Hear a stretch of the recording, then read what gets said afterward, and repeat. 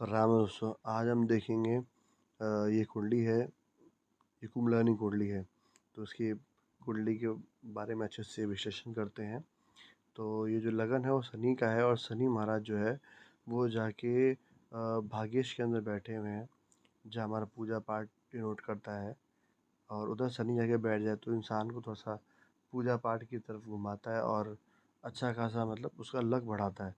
दूसरा ये है कि भगवान पे बुरी तरह विश्वास करना, ऐसा है इनका बरजस बनाता है, ऐसा है।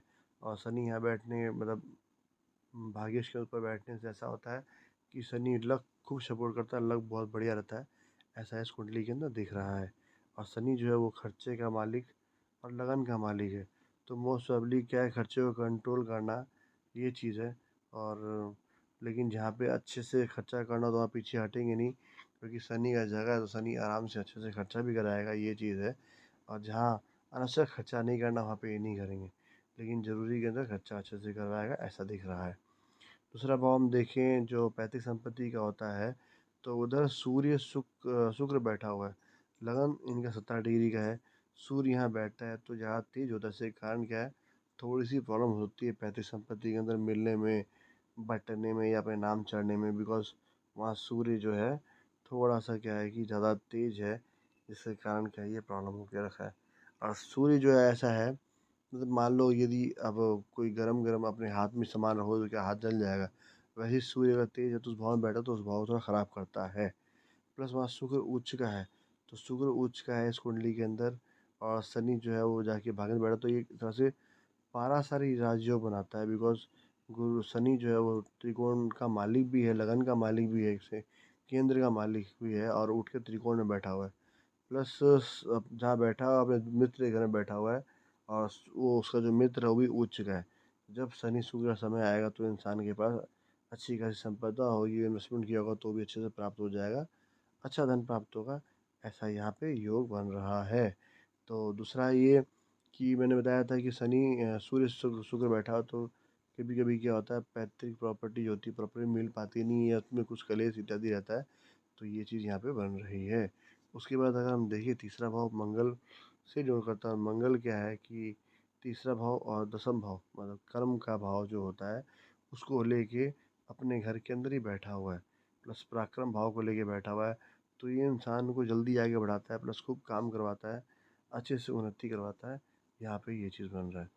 दूसरा कि मंगल कर्म भाव बैठे तो इंसान क्या कभी बैठता नहीं है, फटाफट काम करता है, जल्दी। दूसरा केतु साथ में बैठा हुआ है तो कभी कभी हो सकता है कि ऐसा दिक्कत आए कि काम ना छूट जाए, ये चीज़ बन रहा है योग। दूसरा मंगल केतु का युक्ति जो है वो ऐसे खराब तो नहीं होना चाहिए कि मंगल पाप ग्रह है केतु पाप ग्रह है, तो इन दोनों की युक्ति तो पॉजिटिव फल ला सकती है कर्म भाव के अंदर। जैसे मंगल जो है 4 डिग्री और केतु 15 डिग्री का है। तो जब जब ऐसा हो कि नौकरी छूट जाए, प्रॉब्लम हो, तो कृपा केतु का उपाय कर लेंगे तो बहुत बढ़िया रहेगा, ऐसा है। प्लस बुध यदि अपने मतलब थर्ड हाउस में रहे और मेष राशि के अंदर है तो ऐसा है कि इंसान थोड़ा सा क्या है कि दिमाग वाला होता है और कम्युनिकेशन से अपना बात कर लेता है, वैसा होता है। ज़्यादा मेहनत नहीं करके ज़्यादा बातों बातों में काम निकालने, इस प्रकार का होता है।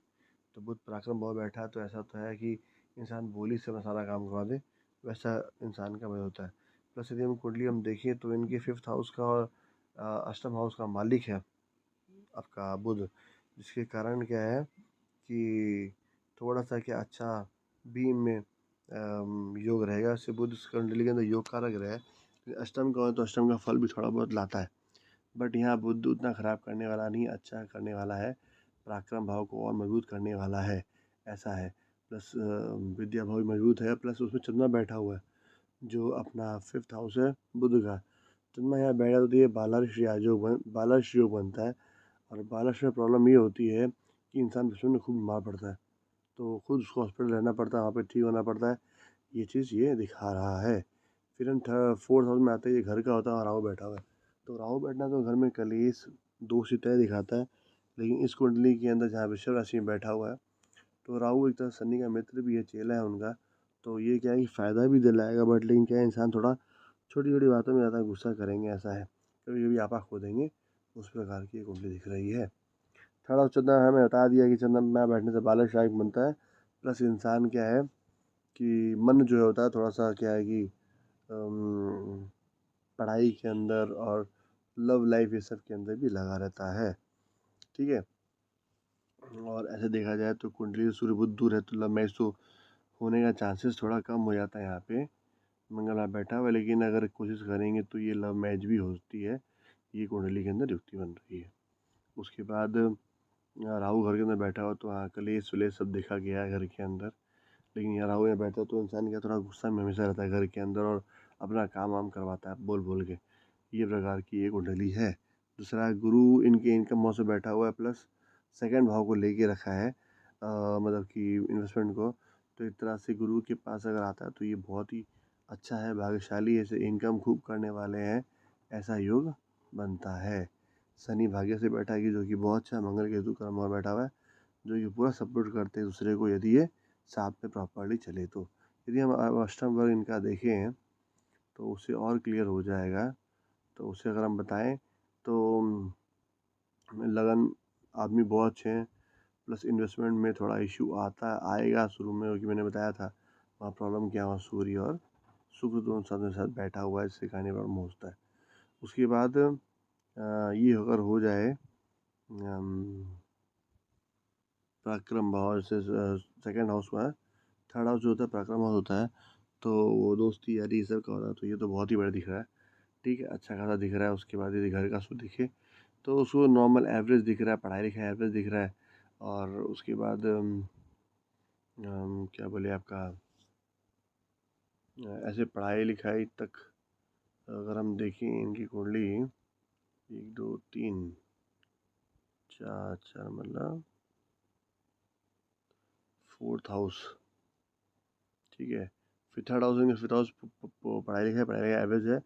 हाँ लेकिन लड़ने वड़ने में तो बहुत तेज़ है। फोर्थ हाउस बता रहा है जिसके अंदर क्या है कि थोड़ा सा बीमारी उमारी को लेके, मतलब ठीक करना अपने आप को, ठीक हो जाना, ये प्रकार का योग बन रहा है। ठीक है, उसके बाद पत्नी बहुत अच्छी आने वाली है, आयु बढ़िया रहेगी और लक थोड़ा डाउन रहेगा, ऐसा है। लेकिन शनि वहाँ बैठे हैं तो ये बहुत सपोर्ट भी करने वाले, ये चीज़ है। कर्म भाव तो ऐसा है कि जो काम करेंगे वो भी बहुत उन्नति कराने वाला है, तो ये भी अच्छा दिख रहा है। इनकम बहुत बढ़िया दिख रहा है और खर्चा उसके अनुसार अच्छा ही है, ख़राब नहीं है। तो इस प्रकार ये कुंडली है जो कुंभ लगनी कुंडली है। दूसरा है, यदि आप लोगों को भी अपनी कुंडली दिखानी है तो सिर्फ मात्र 200 में अपनी कुंडली दिखा सकते हो।